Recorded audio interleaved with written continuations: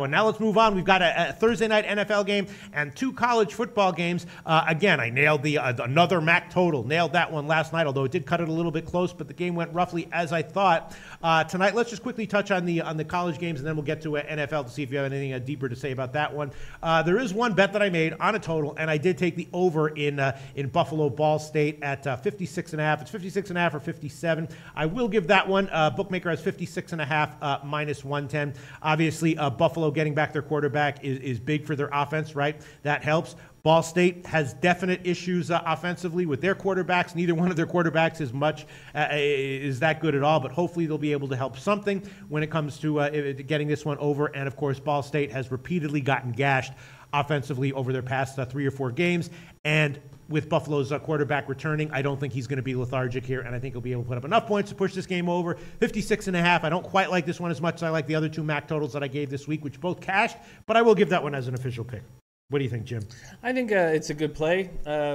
Tyree Jackson threw for 406 yards, 3 TDs versus this awful Bowling Green defense. Yes. And now he gets another weak defense. Ball State allowing 42 points per game. Anthony Johnson has 1,000 yards receiving.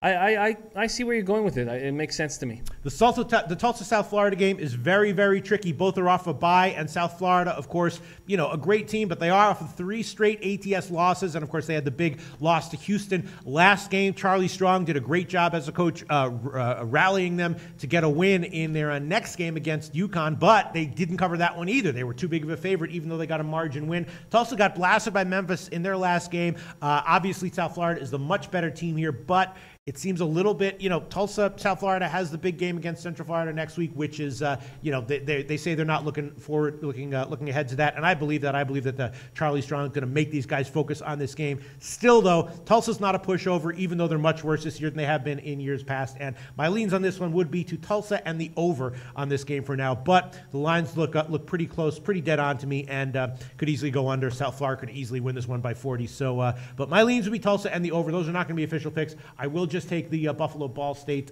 over at 56.5. Yeah, I'm concerned. I mean, South Florida's defense is just so much better than Tulsa's defense, and that's the giant difference. Yeah. But I like Tulsa, and they've lost 3 games on the final play. They're much better than their 2-8 record, and I dig Brewer Brooks 1-2 punch. I think they're very strong running game. I mean, obviously not as strong as the team they're playing against, who is the 7th ranked running game in the league. But all right, so my official pick on college football: Buffalo Ball State over 56.5 minus 110. Hopefully, Ball State doesn't suddenly have a defense that shows up, and hopefully Buffalo will be motivated to run up the score a little bit, and we get over. In the NFL, a very interesting game, of course, Tennessee and Pittsburgh. Pittsburgh second off a bye, Tennessee third off a bye, and both of these teams had last-second wins in their last games, right? Both these teams have been winning, but not really covering. Pittsburgh, not looking to they're getting their wins, but they're not. They don't really pass the eye test as far as like a dominant Super Bowl caliber team right now. Still a good team, but not passing the eye test as far as truly unquestionably elite. And Tennessee's a scrappy team. Giving them 7 points strikes me as a little bit much, right? It did. And then when I did the wrap-up show for the Beat the Bag contest, my man Tomor, who's celebrating his birthday today, said he's putting one of his biggest bets of the year on the Steelers. Okay. And, man, the Steelers play down to the level of competition, and it's infuriating if you're trying to handicap these games. The Titans have been extremely underwhelming this year. They're one of the worst teams in the league, easily with a winning record. And I find it extremely difficult. So on Monday, I like the Titans to cover. And then after doing the wrap-up show and hearing Tomor so confidently believe these Steelers are going to show up on a huge Thursday night showcase, I got scared and concerned about the action, and I'm leaving it alone right now. Okay, just in case people might be wondering what our official picks in NFL have been this year, Jim, your picks in NFL and college, gave one pick that I combined. In NFL and college, 19 and 14, plus 3.5 units, plus 10% ROI. And my NFL picks, 14 and 10, plus 2.5 units, plus 9.5% ROI. Those are respectable records in the NFL. I've already given KC and the Giants over 44 as an official pick this week, and Jim and I might give more picks in the NFL tomorrow. In fact, I think we almost certainly will. So you're going to pass on this game then?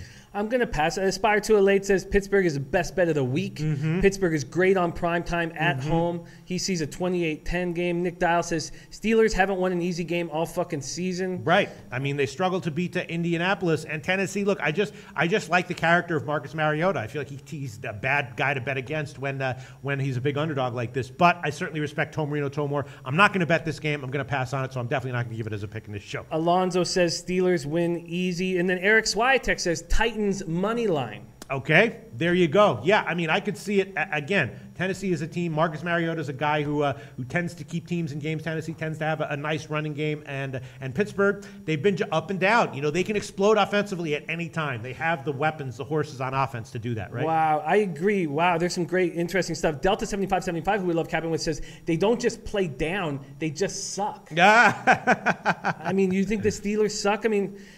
Triple Beams 3 says Steelers arguable #1 team in the power ratings. Yeah, I don't think the Steelers suck. I do think that Roethlisberger is having a questionable year for real, and I'm not sure if his improvement if he's going to improve at all. And Matt is saying the same thing you just said. He says Big Ben is finished. Yeah. So but then Tomor says Roethlisberger is a different quarterback at home, which makes why would they, right? And then Nasty Nate says Mariota is not healthy. I am aware of that. My assumption is that they'll shoot him up with some modern drugs and stem cells and shit, so that'll be good for the 3 hours that he has to be for this game, Absolutely. But yes, definitely his injury was a big factor in my taking the under in one of the games a couple weeks ago, and I told Donnie Rightside that, and Donnie Rightside was very impressed with my analysis of that game. So yes, Mariota's injury is a concern. Roethlisberger's better at home and in prime time, but in general sucking this year. So look, sorry about it. Sorry guys, we don't be picks on every game. We give a hell of a lot of high volume picks here, but I'm going to pass on this one, and you're passing it as well, Jim. I'm going to pass on it as well. I'm concerned. I know it's you got to bet with your head and not your heart. Yes, but the last thing I want to do is take the Titans on Tomor's birthday. I care about that guy, man. I mean, look at no. If you like the Titans, yeah, you got to. If you like, I mean, I would be concerned about that just because Tom Marino Tomor wouldn't make a frivolous bet like that. And right? The biggest bet of the year. That's absolutely right, and that is a concern me. And during the wrap up show, everybody was on the Steelers. Is that a good thing or a bad thing? When we're capping with these guys, I trust their opinions. Yeah. All right. I'm going to, and Aspire Retolate says Ben still better than Marcus. And Matt McCursey saying take a small shot with Tennessee and the Senators today. All right. Look, anyone who bets this game, I hope you all cash. I hope somehow everyone who's watching this show and bets a Thursday night football game in the NFL cashes. I'm off it. I'm not giving an official pick. And Jim, it's a pass for you as well? It's a pass for me as well. Tony Suave says pussies. Yeah, you damn skippy, Tony Suave. You damn skippy. I am too much of a pussy to bet this game. No, I mean, there's no pussy is a different situation when there's a bet that I think I'm liking. I don't trust my opinions for whatever reason, or someone else is trying to talk me off of it, and then I don't give it as a play. If it's just a game that I just don't feel like I'm seeing an edge on, then that doesn't count as being a pussy. But I am a pussy as well. It's just not in this case. Yes, I am often a pussy, but I'm this game. The Pittsburgh Steelers have been an extremely difficult team to figure out. Now, the whole thought process that everybody has is it's Thursday night. Yeah. It's prime time at home, and that's when the Steelers and Tomlin shine.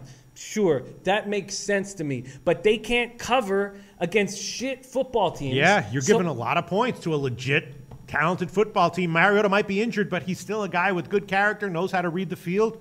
Absolutely. Yeah. And that's the issue. And that's why, that's why I'm uncomfortable. Native Queen says Pittsburgh all day.